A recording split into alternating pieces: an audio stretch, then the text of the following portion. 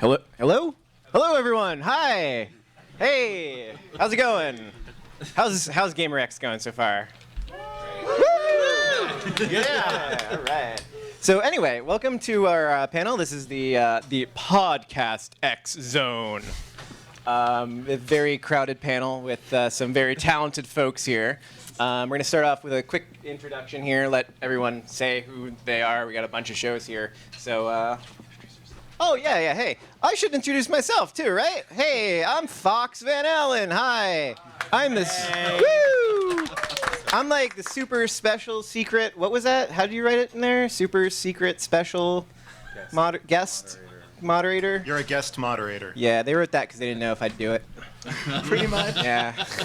All right, so, I'm Fox Van Allen. I'm from WoW Insider, part of the Joystick Network, Techlicious, a bunch of other blogs. I'm a freelance tech journalist.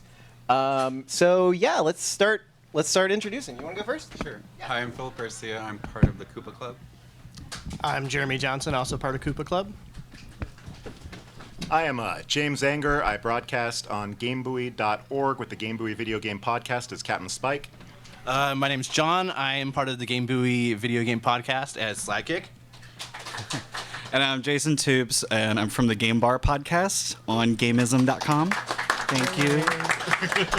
I'm Rob Roberts with the Voice of Geeks Network with Orange Lounge Radio and Horde House. Hey! All right. So we have a bunch of different podcasts here. I want to maybe each of you talk a little bit about your podcast, just so we know what your podcast is all about and what makes it different from all the other podcasts up here, right? Fine, I'll field this one. So Koopa Club is basically an LGBT Nintendo video game-ish podcast, so it's not anything super unique aside from the fact that we are all gay men. So that's it. That's the quick explanation. Do you have anything sassy to say? Always. No, we try to stick to Nintendo and general Nintendo-ness, but we go off into other topics, as you might know if you've listened. And lately we've been branching out into other stupid stuff, but YouTube. That's true. It's a catch-all for, nerdy gaming. But, yeah. That's it. We're done. Bye. Next. Brilliant. We represent the GameBuoy.org video game podcast. I'm probably going to say that like 15 more times before you all get out of here, so be ready for it. Our whole tagline is that we are news and views that, maybe aren't on your radar, but, probably should be. We try to focus on sort of more niche topics and sort of, also give sort of differing perspectives from what we see on all of the blogs that are really popular, sort of an alternative to IGN or Kotaku or what have you. Is there anything you'd like to say in particular? Not really. Just, we try to focus on genres and issues that maybe aren't generally covered on larger gaming podcasts, and just try to cover different issues and get a voice to that. Game Bar started in Atlanta when I met my friend Jeremiah Bratton, who is the co-host of the show. We met at the Atlanta Eagle, so that really kind of colored the entire relationship. So, and we kind of brought that into the show. So we wanted to have sort of more adult conversations about like what we're really interested in games and like off-color topics and such like that. But it's really about. We wanted to reach out to the community and interview people and find out it's not necessarily all about what we're playing, but it's about what you're playing and your interests and, how, GLBTQ gamers play differently from straight gamers and, like, what they talk about. So, so we're sort of community driven, but then also we have one other podcaster with us, Todd Harper. So he's from Massachusetts, and he came in this past summer. So yeah, that's Game Bar. I have two to pimp, so I'm going to be real quick. So the first show I do is Orange Lounge Radio, and we believe, the internet's a big place, but we believe it's the longest running weekly program about video games. 11 years old this past June. So... So it was all about community. Myself, Dark Sakura, and Loki, who couldn't be here today, sorry, but we all met playing Dance Dance Revolution at the local arcade. And what an amazing community that was back in its heyday. And it was really all about community. And for a couple years, we really focused on DDR and music games, but there was kind of a little bit of a lull in the years before Guitar Hero and after DDR, where we really branched out into just gaming. Because it's like, we're video game fans first, but we just love these quirky Japanese music games second. So we're really about community, and it's the show where every gamer has a voice, and we do it live. I love live radio. I live for this stuff, and trying to get folks to come in via Skype, via chat, and participate. The other show I do is Horde House. I want to quickly point out my co-hosts down here, Extifer and Grandpa from Horde House are here. Which is kind of like, if we tried to put them on the stage, they would fall off. So, but they're here, and Horde House was kind of a spin-off, and that was like our World of Warcraft show, because I'm pretty hardcore nerd. And World of Warcraft, is also a community, but we wanted to be a show about all things World of Warcraft, but not too seriously. And with all of us being on the show, it's kind of like sitting around just hearing guys talk smack about each other, like in a funny way. It's a very body, sassy, explicit tag show, and we just have fun with it. We're like seriously casual, but not too serious. But we've also branched out to cover all online games such as like Final Fantasy XIV, League of Legends, and all the other stuff that the cool kids are playing. Yeah. Well, I don't have a podcast of my own, but I'm a frequent guest on them. I've been on the WoW Insider podcast, and I've been on absolutely none of your podcasts because none of you have asked me to be on your podcast yet.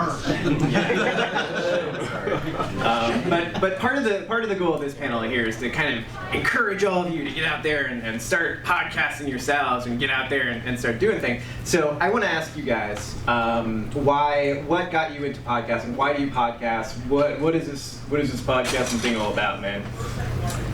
Well, for myself, I've been, someone who's like a fan of podcasting in general. I listen to, I don't know how many now, but tons of shows. And actually, I was listening to Rob's show, Horde House, for quite a long time, and was kind of inspired to do the same thing. And then when I met Jeremy initially, he kind of proposed the idea of Koopa Club, and it's been a really great forum just to, share my thoughts and kind of have moments with similar gamers who aren't total douchebags or like assholes. I kind of forget like there's that other world out there because of like the conversations we have on our show are so fun and like sensitive to to LGBT issues. I'll occasionally listen to like a straight podcast, and I'm always like in horror listening because it's so scary. But it's just fun to create like a space, to share our ideas and thoughts about these games and the community. We've met so many people through this, and like even like events like this, it's been really awesome. And then just the camaraderie with the other shows, and we have like really cool little community here. So it's been. It's not just singular about like just talking about video games. It's it kind of branches out into so many different things for me. I copy and paste that response. You pretty much said everything I was going to say. I was reading your notes. Yeah.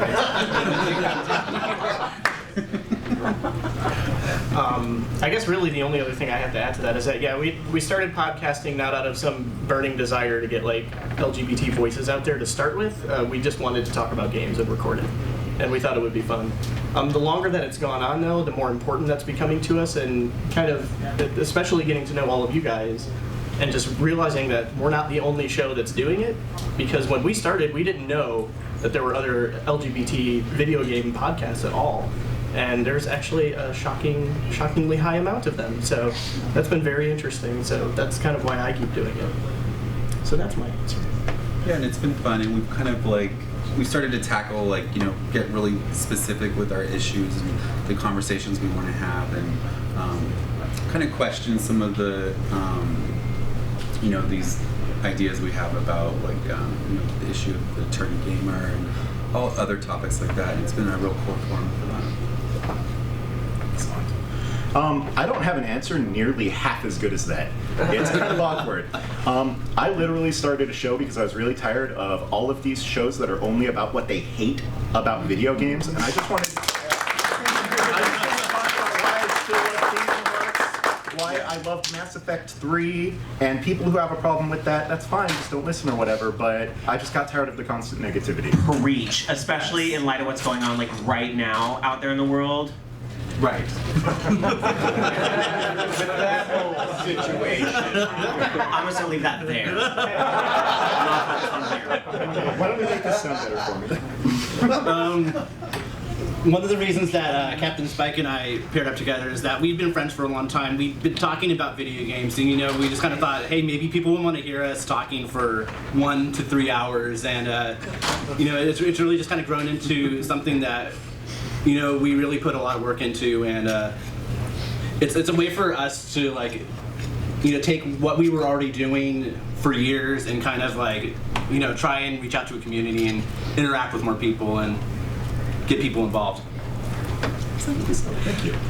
Well, Game Bar started and so I was living in Atlanta and I met Jeremiah, and there were so few GLBTQ people that I met that had very similar interests in games, because we like weird, quirky games that are experimental, may not be entirely successful across the board, maybe not AAA titles, but we like games that are incredibly unique and try to take a chance. So I hadn't really met many people like that before, so we just started talking. And we would be on the phone for hours just talking about oh my god, I love this game, oh my god, I love this game. And then eventually it got to the point where one of us, I don't even know, it just grew organically. It was like, well, why don't we start a podcast? We were both listening to a lot of podcasts. We listened to the Giant Bomb podcast and Adam Sessler and all of that.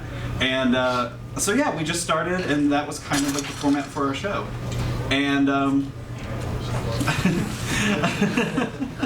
I love Sailor Venus walks in and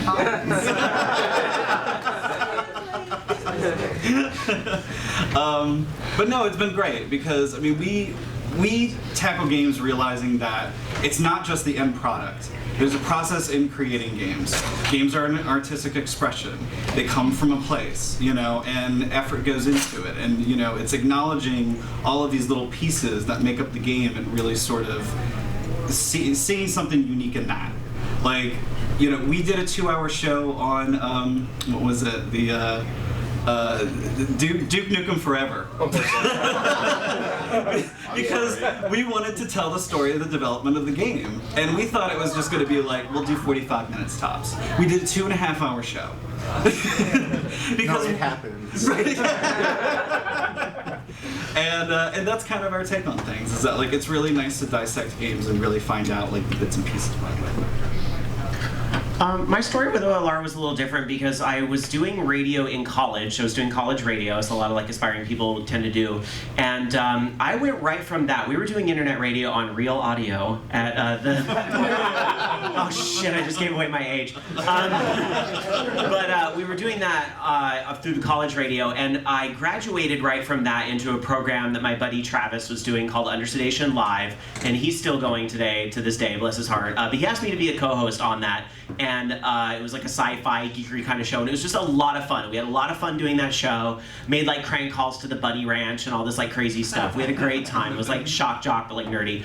And I had so much fun doing that when we kind of just saw this opportunity. Dark Soccer and I had the idea on BART, back when they weren't striking. We had this idea on BART one day, let's do this for the DDR community, because this is huge right now, and let's just have fun and take an extension of when we go out to dinner after we play DDR. Let's just take that to the internet. And for the longest time, our show only had 12 listeners for the first 4 years, but they were our 12 listeners. And damn it, that was our community, and we were going to do it for them. And that's really what kept us doing it week after week. As far as Horde House goes, I was living with Extrovert at the time, and living with Extrovert is hilarious. And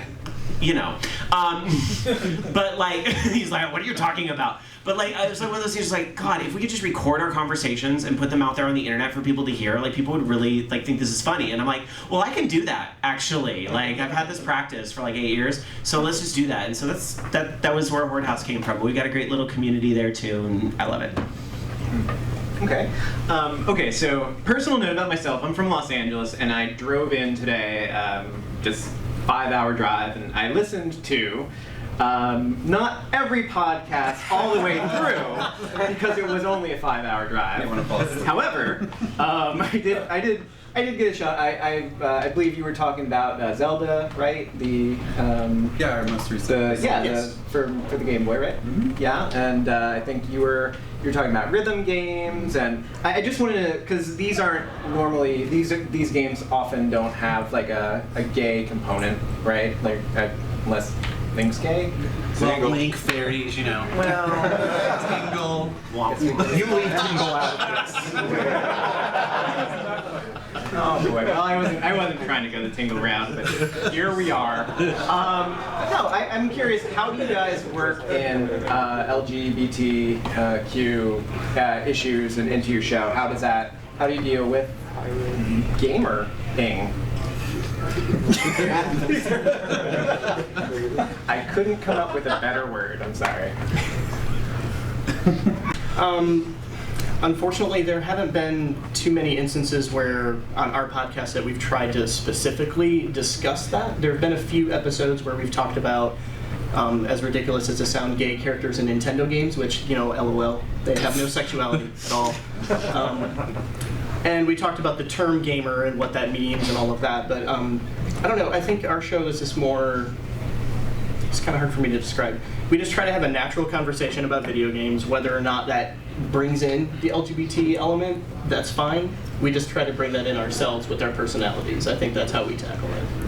Yeah, I mean, unfortunately, games don't have gay content really in them, especially Nintendo games. So we kind of like to propose kind of questions like, what if, the princess was, lesbian. I was going to say something else. So it's usually, we're just proposing questions and new ideas, and usually there's a ridiculous response or some stupid conclusion we come to. But it's fun to talk about that, and just, you're just proposing these ideas just so you think from a different perspective and maybe arrive at new conclusions. And half of them are like, why are we talking about this? Because there's never going to be gay Nintendo characters.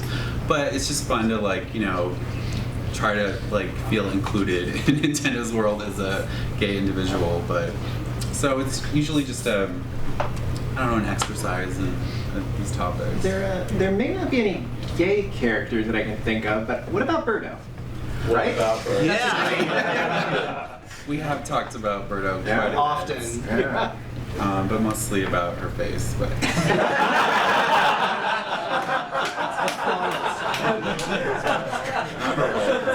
That sweet egg hole.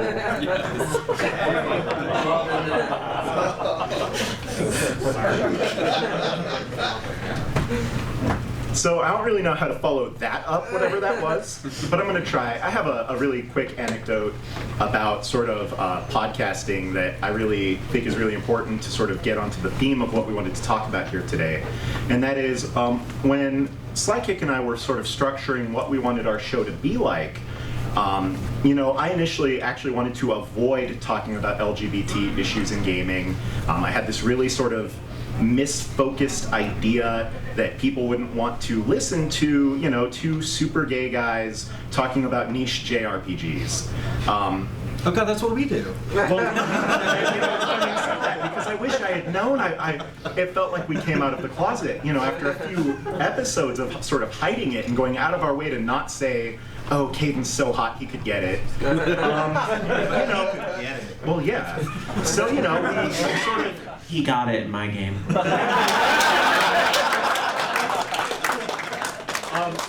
We were sort of looking at it like, what's not clicking here? And I realized it felt like I was lying to my audience. So we did a big blowout. We went 3 hours about just gay characters in games. There's just a huge listing, times where maybe the canonicity is somewhat questionable due to language translation issues. And I just thought it was really interesting to look at, there's a lot of gay gamers out there. We all have a voice that we want to share, and we all feel not represented in these games, but I kind of feel like we are. It's just not talked about by mainstream media, and I think that's a problem. And so we try to talk about these things now as much as possible. And so that's how we work in LGBT issues in our show. Yeah, and I think like some of the other gentlemen up here have said, as queer gamers, we interact with the medium of gaming in a different way than, you know, straight people do, or, you know, other communities might. So I mean, just because you know, we're all gay men podcasting doesn't mean that, you know, you have to talk about gay issues all the time, but I think it definitely informs how we interact with games and, you know, our perspective. And, you know, and then when these issues come up, like, I mean, it's been really, you know, prevalent this past year thanks to GamerX and everything. So and just really kind of to have our voice out there and our perspective and try to get other people to realize that as queer gamers or queer allies who are gamers, that you have valuable things to say, and your perspectives, if they don't match what, you know, the big, larger gaming community is, kind of like a smaller faction of like what's happening in gaming right now and the gamer community. So yeah. Well, I mean, we approached this because we wanted to wave our pride flag really high. We felt that, you know, this was a really heterocentric industry, and like the media coverage was really heterocentric, and we were the answer to that. At least that's how we felt. So, because we like to expose like sexism in games. I mean, some of the things that come out are just disgusting. Like the Dead Island Riptide Special Edition. We gay gasp, right? Like, I'm like, that PR person should be fired. You know, I mean, and yeah, so like whenever we see anything like that in games, we feel like it's our responsibility to speak out against it, because this is keeping us back. You know, it's holding us back as like not even just fans, but industry-wide. So, so yeah, that's kind of how we tackle LGBTQ issues. I mean, also, so we went to PAX last year. We saw a panel on like trans issues. There was like 3 panels about like trans gamers, and then it opened our eyes, and we reached out to as much of the trans community as we could find. So just like come on the show and talk about their experiences as gamers working in the industry and their concerns. And I think it's really important to just embrace like the whole spectrum, and it's not just, you know, gamer being gay men, but being like the entire rainbow.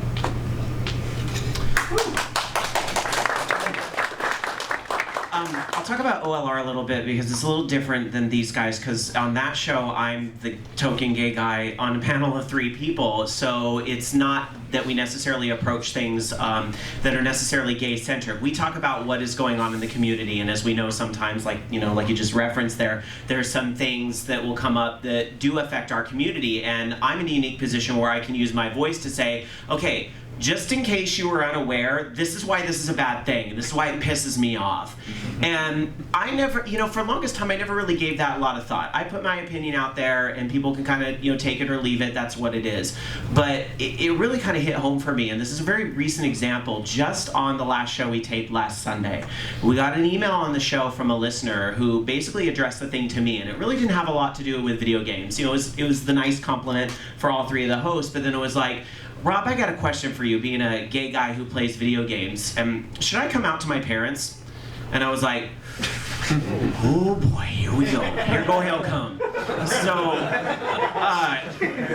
I mean, you know, so I took the 10 minutes, because that's the show that I've been fortunate enough to build, where it's like, you know, the community is there to listen to that, even though it might not necessarily affect them. And I gave the guy the advice that I had for him, and if you want to know, you have to listen. But I gave the guy the advice I had for him, and I said at the end of it, now I realize there might be a lot of you out there that don't get this frame of reference, like you might be like a straight guy sitting there wondering why I just spent 10 minutes on that. And I'm like, because it's really important. And when we talk about a lot of these other issues that go on in games, and, you know, well, how come there's this gay pride parade in Warcraft, we don't have a street pride parade in Warcraft? Because you get your straight pride parade every single day in Orgrimmar. So sit down, shut up, let us have our moment.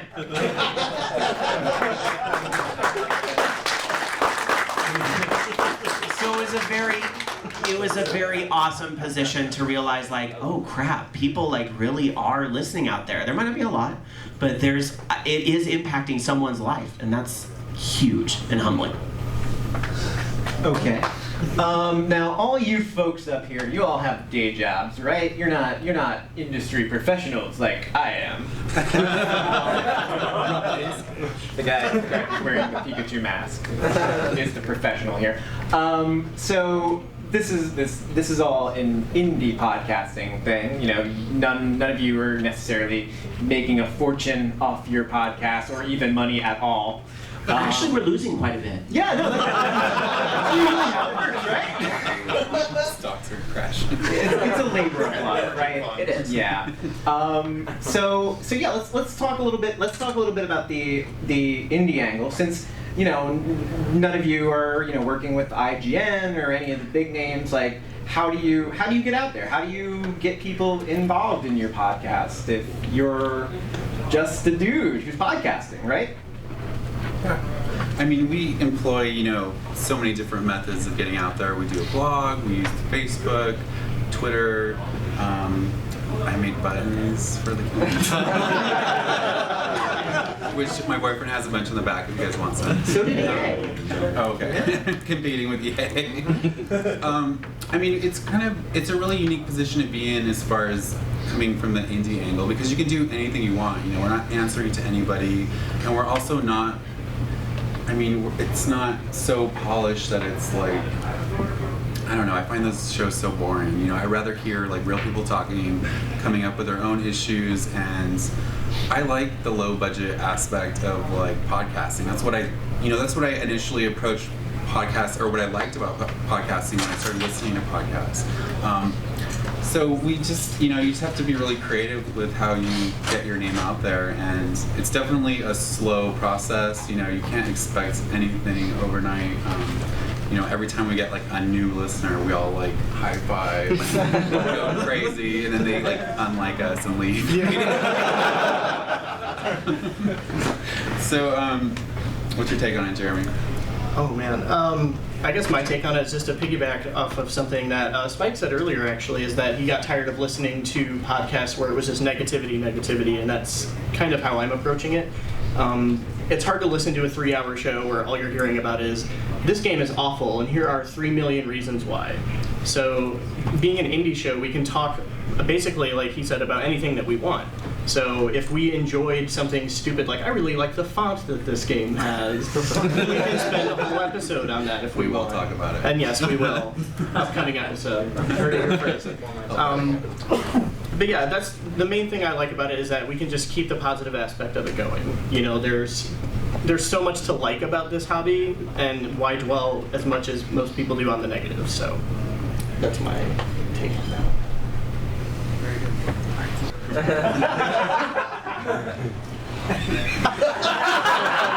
Please cry for me. Okay. No, we were talking about indie podcasting. You're not a professional, and how do you clearly The man got a suit on. Thank you. If you know anything about game industry professionals, they don't wear suits. Don't wear suits. No, I'm sorry. You know I love you. We like your I love you. No, how do you get what was my question? Damn it. No. How do you get people involved in your podcast if you're an indie podcaster? I know there's a lot of discussion out there on the internet right now that it costs $35,000 to do a podcast, even if you used to do it as a side job. I'm not going to get into the specifics, you know what I'm talking about.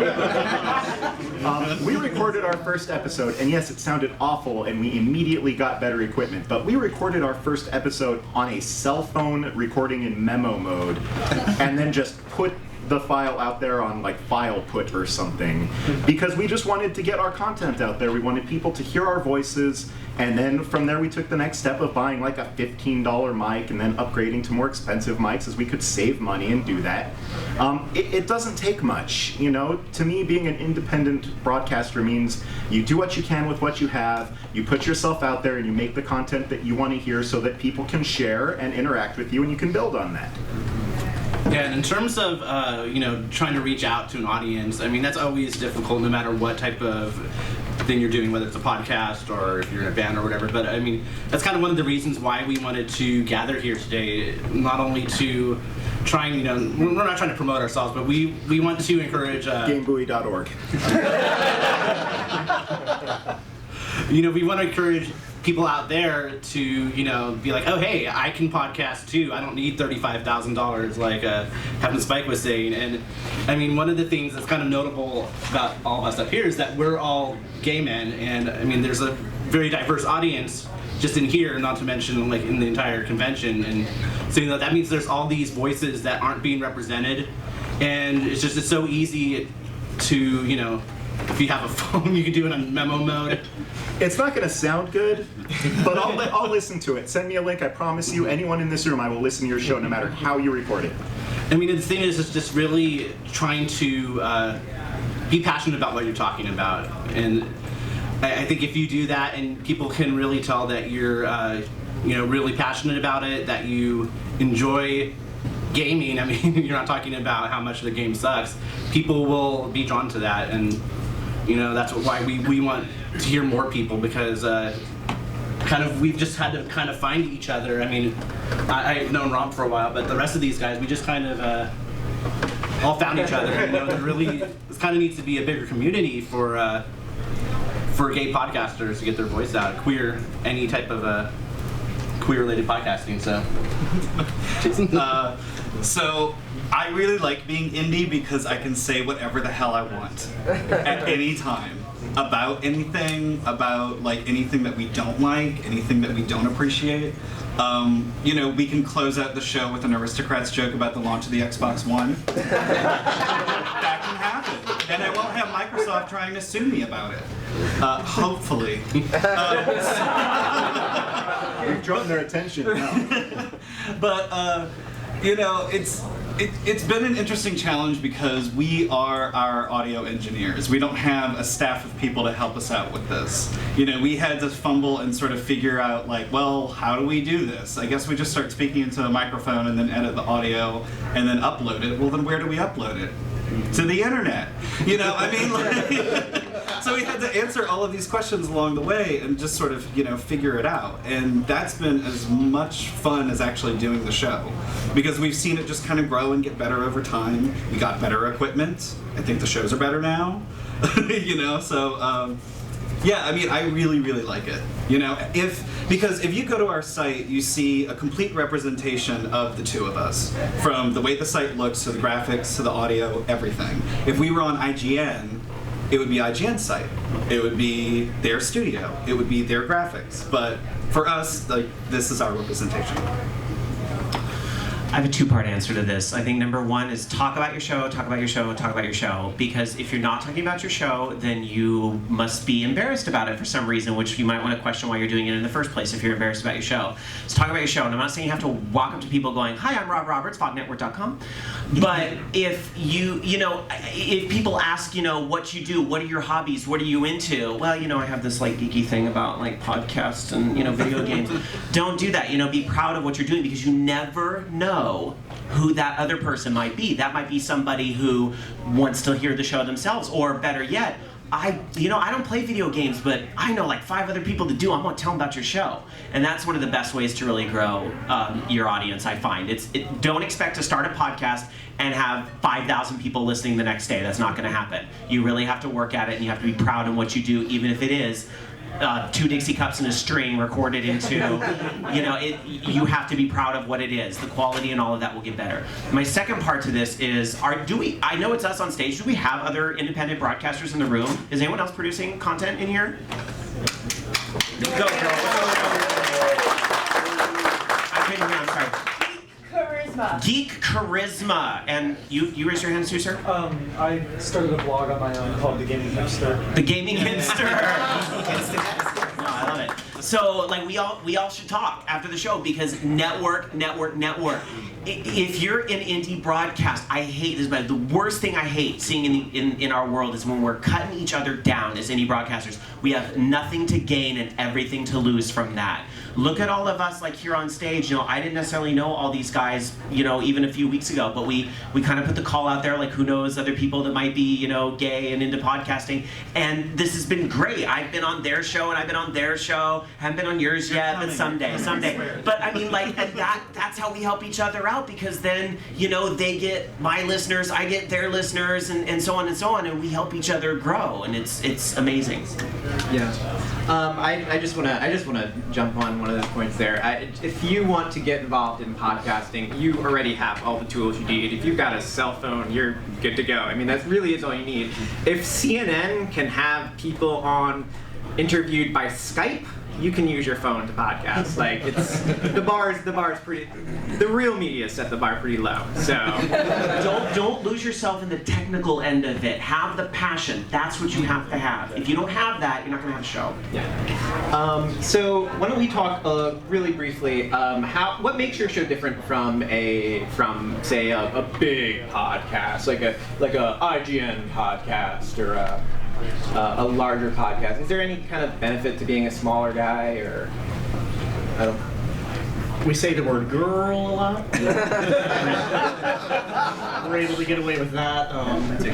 Dick jokes, specifically.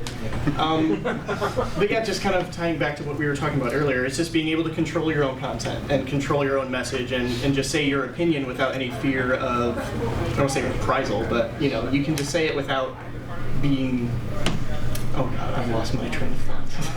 Phil, help me out here. Say something sassy.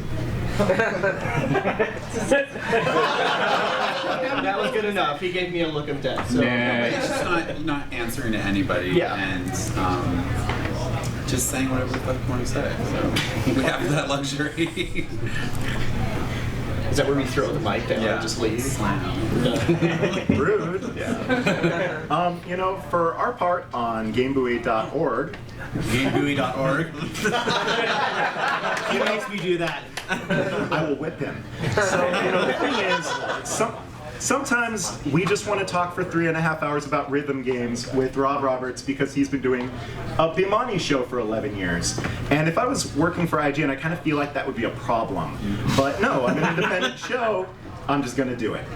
And so that's what I get out of being an independent broadcaster, is I just get to do a show on what I'm passionate about, what I really want to talk about, and hopefully what people want to hear. But if not, you know, I hope you come back next time. To kind of take a different perspective, you know, the people on IGN, Joystick, all these other sites, I mean, we've got Joystick represented here. You know, these people are all just as passionate about games as we are, but, you know, I think one of the things that we're in a unique position to do is just kind of like what they've been saying, control our content and, you know, not really have to answer to, you know, that sort of thing. And, you know, on the bigger podcast, you know, oh, they might have someone from EA or whatever. And, you know, that's cool. That's where you can get that more mainstream content. And that's why we try to offer, like, you know, stuff that might not be covered, like who's talking about Nipponichi software or Atlas or whatever. So, you know, I think that's kind of why we personally focus on yourself. And yeah. So why don't you go ahead? But no, it's true. So I don't know. I mean, I enjoy just the ability to speak about any topic that I want, and you know, it doesn't have to be complete current affairs. Like, that's why they have the other shows. That's why you go to, you know, any of like the big AAA sort of, you know, podcasts that are out there. You come to our show because you want to be entertained. We want to make you laugh. You know, I mean, that's kind of like our, you know, structure of our show. You know, we could dedicate an hour and a half to Magenta and the Forsaken Kingdom because nobody played that game, and we thought it was special. And you know, that's what I enjoy, because like, you're not going to hear anyone talk about that on any of the other big shows.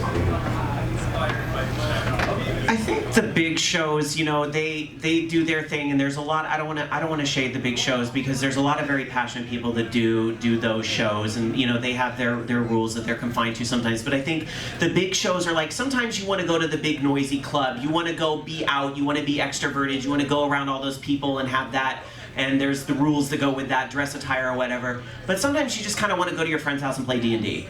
And that's like the community we built. And so I think we can answer to that when you want the small community. And yes, sometimes that is beneficial because it's ours and it's our rules that we made together. So I think that's what makes us different.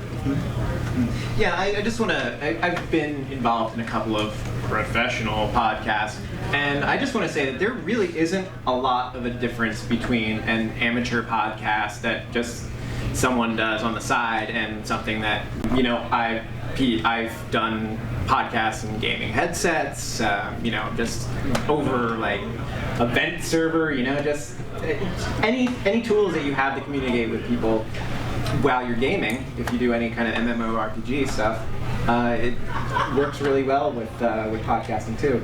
I don't know if you guys here have anything else to say here, but I did want to open it up to the audience in case anyone has some questions. I'm going to embrace my inner Oprah. Everyone gets a car. Geezer under the seat. So, what sort of podcasts do you inspire you, or that you look up to, and you're like, I really like beyond people on this panel, because this is a segment of podcasting that I don't listen to, and I really want to, but also I'm interested in what you guys listen to. I would look at the first run of the Retronauts podcast, Jeremy Parrish over on oneup.com. Rest in peace. Thank you. To me, you know, they sort of look at everything very critical. They look at sort of the origins of all of these individual, mostly older games, and they take a real sort of intelligent, intellectual look at games that I don't think really get that sort of critical attention anymore. So that's my recommendation. Anyone else? The Giant Bombcast. That's where we basically got the structure for our show. And like Ryan Davis's opening that he would do all the time about like introducing everyone, that is exactly what we styled our opener after. So, yeah.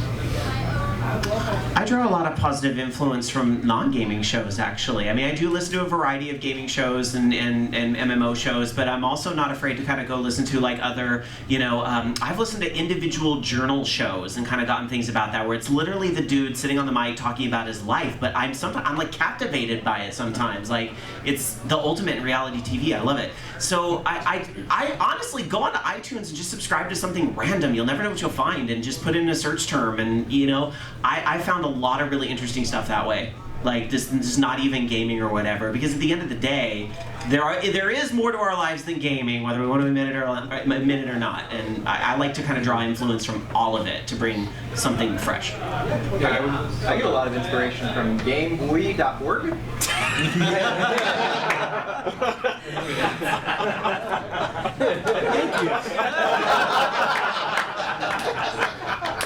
I hate you so much. That's GameBuoy.org. GameBuoy.org. That's such an easy to remember URL. And I'm gonna bookmark it in my phone right now while we move on to the next question. I would just like to, if I could just add to that, I also, like what Rob was saying, I listen to podcasts that are completely not gaming, but, and it's such a wide variety. I listen to a zombie podcast, I listen to Gay Pimping with John McGovern. Just things that are really, most of them have humor, you know, involved in them in some way, but it's usually about some group of people doing something really specific and like just giving it their all, and that's like what I really love about, you know, listening to their shows. Any other questions? Hi. There we go. So I had a pretty relevant question, but I kind of wanted to hold y'all's feet to the fire on this. Nintendo characters don't have sexuality or anything like that. Here we go. Okay, so first of all, like for me, like I think it's not so much Nintendo overall, but I think it's Nintendo of America kind of whitewashing it through localization and stuff like that. That's why we don't get content over here like Captain Rainbow. That's why Birdo is no longer the boy that thinks he's a girl, but that is a girl now. So I think that, you know, I mean, and I really, just to phrase it in the form of a question, what sort of things like do you feel like that's something that you can agree with? Do you feel like that's something that maybe like looking at it through our lens of like being North American gamers, like when we call stuff out, that's whether it's sexism or whether it's something that's homophobic, is it really that, or is it, is there something there? Did I make the question? I need to eat. I need a drink. Yeah, I definitely agree. I think that North American gaming culture in particular kind of has this focus on, guns, explosions, and dudes blowing shit up. And, I think that we definitely do see a lot of that within the larger gaming community over here. And where you don't have that so much in Japan, it's very different. Like, you have a game like Chowaniki in Japan, which a Western studio probably would never put out. So, I do definitely think that.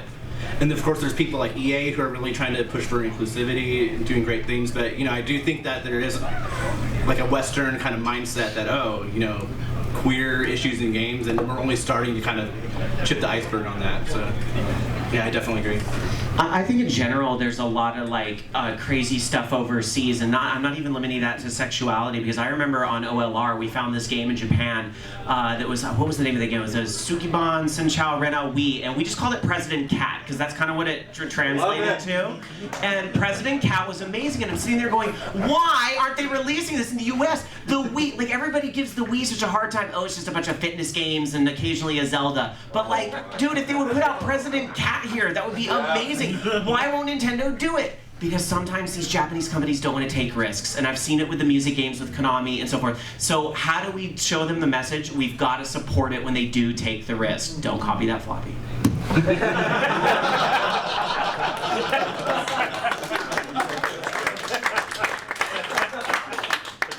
You just showed your age again. Yeah. Some people don't know what a floppy is. That's right by that. Don't copy that hard drive. Over there, where's the microphone? Oh, there. Several of you have mentioned upgrading equipment a few times. How viable is Skype and 2 headsets to do a podcast for 3 or more years? Like, what's the minimum to put out, fairly quality product? And also, I'm not pretending for a second that torrents don't exist. Not everyone can afford the $600 to drop for like an Adobe Audition license. What are some examples of free audio editing software or syndication services? Like, I think Libsyn's one for people who want to get started. Like, what services got you? I have to say, first off, do not use Skype. Don't use Skype. Like, use Google Hangouts. You limit yourself to the amount of people that you can talk to. You could actually have conversations with like multiple people. You can have up to 10 people at one time. So use Google Hangouts. Like, Skype will only limit you to just like one person unless you get premium, and then that. But like, we use just GarageBand. I gotta disagree with you, buddy, because we do 4 on Skype and it's fine. Wait, how did you do that? I don't know. I swear we didn't steal it. Wait, are you a premium subscriber? No. What? We do the same thing. And we are also learning as part of this panel. We'll talk about it after the show. Google Hangouts is awesome though. Like, there is a lot of potential there, and it's not just silly hats. Like, it's true. You can't, if you want to do a live show, Google Hangouts will let you do a live show. And you were just asking about syndication and how can you do that. Google Hangouts is free. It's all on YouTube. That's where a lot of people are at right now. So that is an amazing option. Right. And then you could upload the YouTube video as well. So you can broadcast live. It's nice. But I think there is other like free. If you want to do it like the audio editing waves, isn't Cool Edit a free thing now? And older Audition. Okay, Audacity. Yeah. Like, there's a lot of open source stuff out there, and in terms of hosting, you can pay for expensive things. We just upload it to my personal web space. So if you can just get your thing in iTunes. Just find ways to put it out there. You can even if you're hosting it somewhere, Tumblr, you can put it on Tumblr if you don't want to pay for hosting. I mean, there's just a lot of solutions out there that don't require $35,000. Yeah. You did mention Libsyn, Liberated Syndication. That's what we use, and you can upload a podcast on there for like $5 a month. It's very, very, very inexpensive. So that's what we use. And Skype isn't that awful. I still don't like it. Well, there's tons of other options. People have used Mumble, people have used Ventrilo, you know, there's tons of options. Don't be afraid to get creative and find what works. I still see a hand or two. Can we get them in? Yes. I'm going to go back here first and now come up to the front. Oh, brilliant. First I wanted to say I found out about Game Bar through Silly Frag, so the whole like networking. Oh yeah. Yeah, and then this week I found out about GameBuoy.org because of Game Bar. So you know, it's kind of they tell two people and they tell two people and so on and so on. But as far as podcasting goes, you know, is it better to put out a regular podcast, or is it sometimes better to like sort of? Because I had some friends and be like, we tried doing it for a little while and we hit that point where we're like, we don't have anything really to talk about this week, and then it kind of grew, well, maybe next week, and then maybe a month later, and then it's like, we're not doing this. So you kind of, sometimes just bite the bullet and be like, all right, we're going to spin the magic wheel, find something to talk about, and put out a show. We basically just go over what we're playing, and we play so many games. But also keep a schedule. You know, we always record at the same time every single week. You know, and then we agreed like during the summer we go on, you know, like every other week. That's the only way that we were able to sort of keep it together all this time. Otherwise, we would have just burned out. We actually do things a little differently. I'll let you. So what we did is we set a minimum because we sort of had that exact same issue that you're discussing. And so I sort of sat down with Slagkick and I was like, what is the minimum amount of content we want to put out in any given month? And we decided that we wanted to make sure we had at least like 4 hours of content a month for our listeners. And if we go over that, then that's great. If we decide to do an extra 30-minute episode on, my Ouya came in today and I really want to talk about it, then we'll do that and we'll just put it on our feed, and if our listeners want it, they can grab it. But I wouldn't want to go under a certain amount because I always want our listeners to know that for sure they're getting at least X amount from us every month. So that's my view on it at least. Yeah, and I mean, once you kind of get things started, I mean, you really, first of all, to address the like frequency, you know, it kind of just really depends on your group of people, like, you know, personal schedules and how you're recording. We record in person. A lot of the other shows here are cross country and such, but so I mean that's a factor in it. But as far as, you know, running out of stuff to talk about, you'll be surprised once you kind of get a structure set up that you're like, oh, there's so much, as long as you're passionate about it and it's fun for you, you know, just go and do it. But like what you're saying, it definitely takes a structure. Like we have to really plan ahead, you know, lots of outlining, and once you get through that, it just sparks new ideas, and you're constantly planning more and more things. So, and it spirals out of control. But it really helps to have that kind of structure, because if it's so informal that you're just meeting whenever, it's just gonna, you know, it's not gonna work. Eat your podcasting fiber because you have to be regular. It is the most important thing. It is seriously, it is the most important thing, because you may not have like an audience of 500, but if you have an audience of 12, as my shows have in the beginning, if you miss out a week, you're gonna get that one email from that guy that's like, I listen to you guys every week at work, but you weren't there this week. I showed up and you weren't there. And suddenly, if you keep going on and on and on, they'll forgive you once in a while, but if you keep going on, then they're just gonna find something else to fill the gap that they might like a little better. So being regular is super important, and ask these guys, I'm a military nut when it comes to, it takes an act of Congress or a convention full of hot gay nerds for me to cancel the show.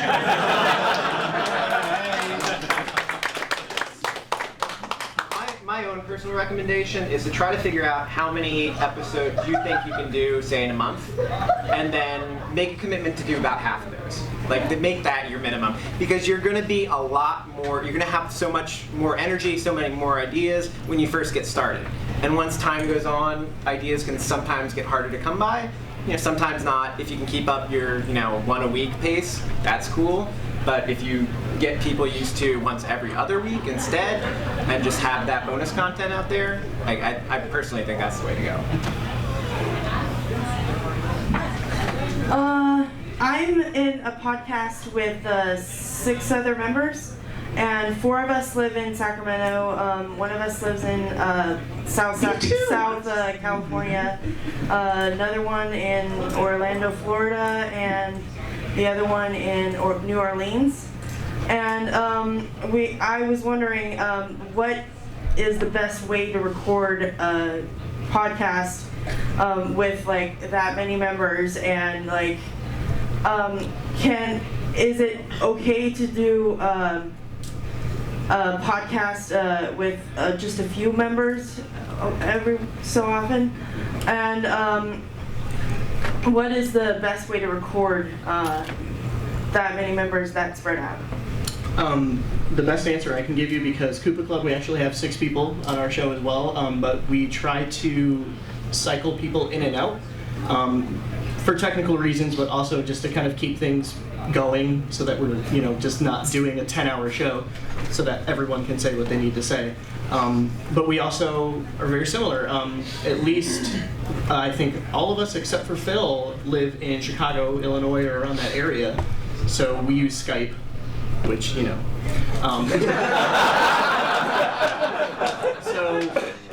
I find that it's good to try to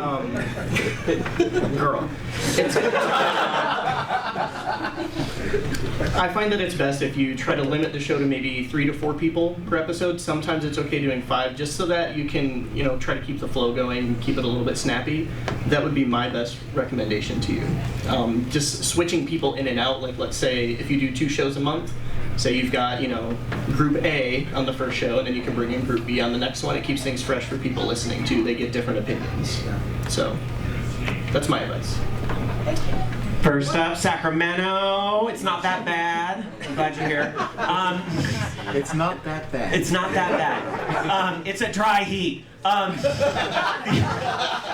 What I really want to say, though, with 6 people, it is a pain. Structure becomes very important when you have 6 people. What is it that you're going to talk about? And I'm not talking you have to be military and everything has to be scripted, but I would say you need one person to kind of be chief of the tribe each week and lead the conversation and draw out the opinions from the other people. And that doesn't necessarily have to be the same person every week, but that might change from week to week. Some people will like this role a little more than others. And I think having at least your, like, who is going to talk about what's the general outline, what is the show going to look like, is going to go a long way to managing 6 people. Yeah, with the WoW Insider podcast, which is really the only podcast that I've been on and somewhat semi-regular basis, we have a couple of regulars. It used to be Matt McCurley, Mike Sacco, and Matt Rossi. And every once in a while, Ann Stickney would show up, and we'd have other writers come in and talk on the podcast. So that way, if someone's not available, if there's always someone else to come in there. So it's kind of like it's like an episode of Saturday Night Live, right? You have your A cast, and then you have your supporting cast, and you make shows of everybody. You put everybody together, No? Sure. We only have 2 people. I have except that I love your cosplay. I'm a huge Sailor Moon fan, and I'm super just.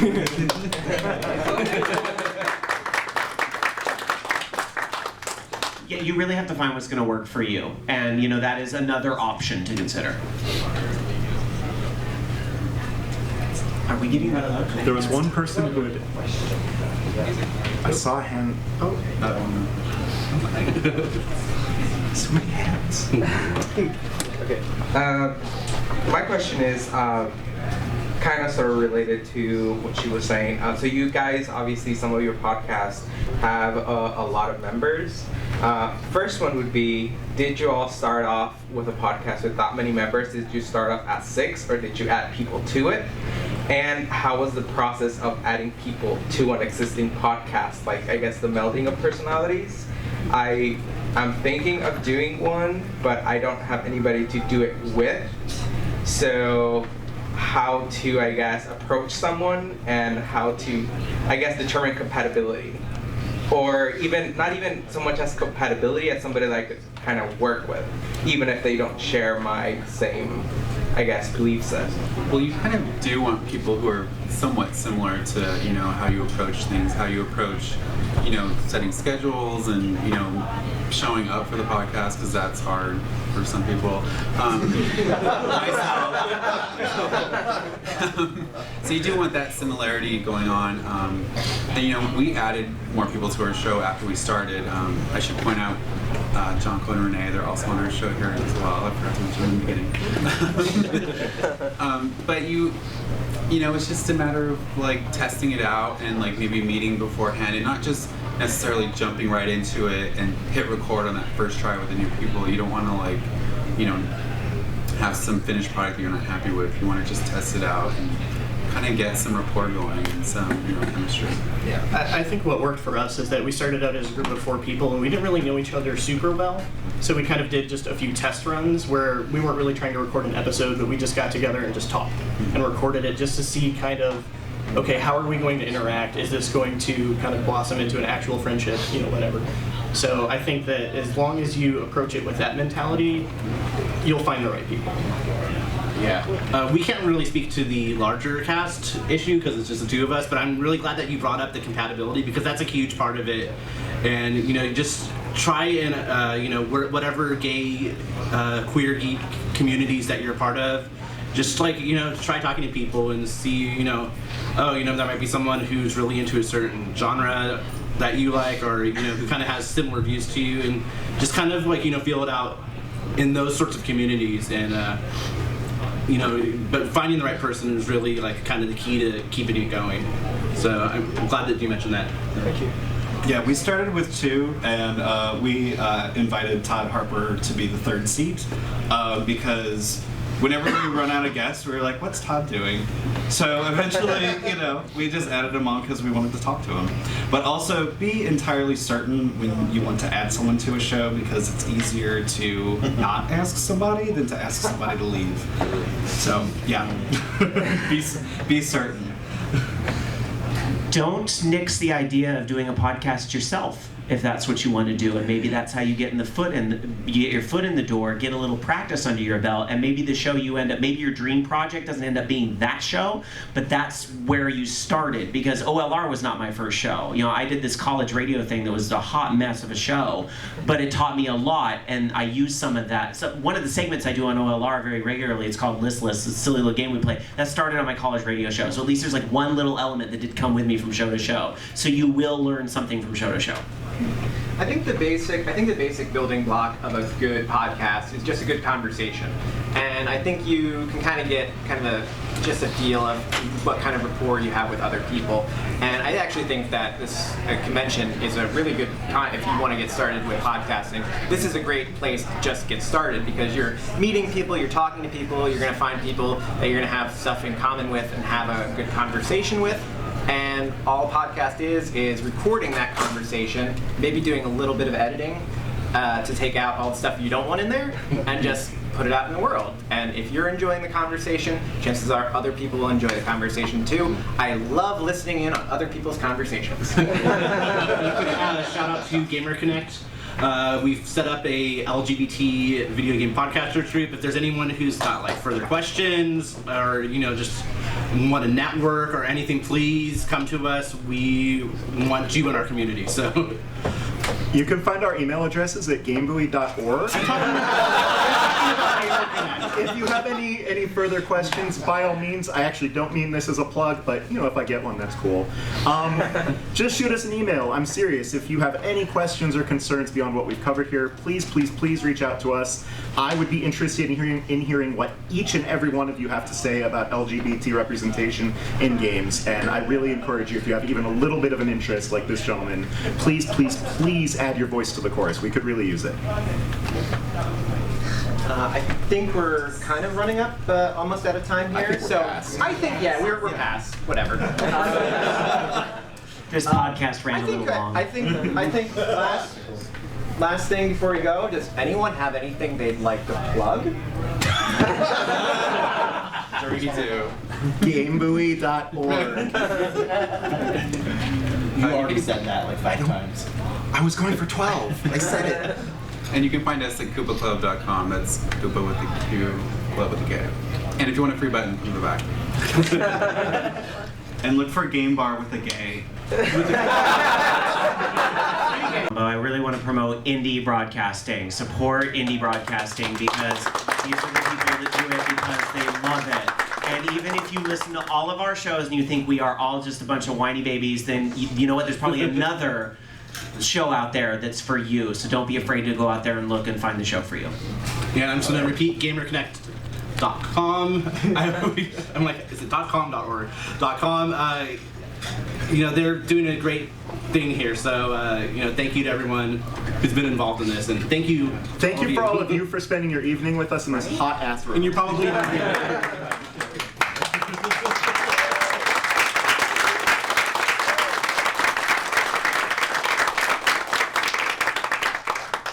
thanks to Fox. Oh yeah. @ Fox Van Allen, Twitter, awesome. Also, Wow Insider, Techlicious. It's on the internet. You'll find it. Thank you. Thank you.